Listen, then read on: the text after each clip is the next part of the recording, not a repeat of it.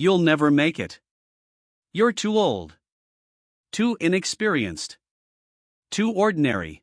The words echoed in Akiro's mind as he tightened the worn straps of his sandals and slung a humble satchel over his shoulder. The mountain loomed ahead, its snow-capped peak vanishing into the misty sky like a gateway to another world. For 30 years, it had stood there proud, distant, almost taunting. Most in the village admired it only from afar. Akiro, too, had spent countless evenings watching its silhouette against the sunset, a silent monument to dreams he had been too afraid to chase. But tonight was different. Tonight, the familiar ache inside his chest, the longing, the yearning for something greater, had become unbearable. He was tired of living safely. Tired of the slow wheel of routine that spun like the pottery he shaped day after day.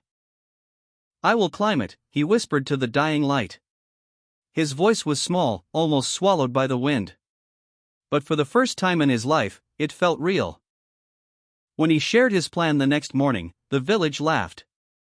Even kind-hearted Master Hiroshi, the man who had taught Akiro patience and craft, placed a heavy hand on his shoulder and said, "Dreams are like the clouds, Akiro. Beautiful to watch, but impossible to hold." But Akiro only smiled. "I do not wish to hold the clouds, Master. I only wish to walk among them." And so he left. No fanfare. No farewell feast. Just the crunch of gravel beneath his feet as he took the first step toward the unknown. At first, the climb was almost intoxicating. Birds sang sweetly in the emerald forests. Sunlight danced across the mossy ground. The air was fresh, filled with the scent of pine and wildflowers. Every breath felt like freedom. Each night, Akiro made a small fire and listened to the songs of the mountain. He marveled at how alive everything seemed: the creaking trees, the whispering streams, the distant call of unseen creatures. He thought, maybe it won't be so hard after all. But the mountain, like all great dreams, does not reveal its true face at the beginning. Weeks passed. The paths grew steeper, crueler.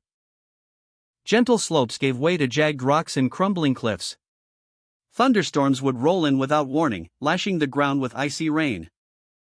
The winds screamed like angry spirits, tearing at his clothes, battering his body. Akiro's hands grew raw from clutching sharp stones. His legs burned from endless climbing. His breath became ragged in the thin air.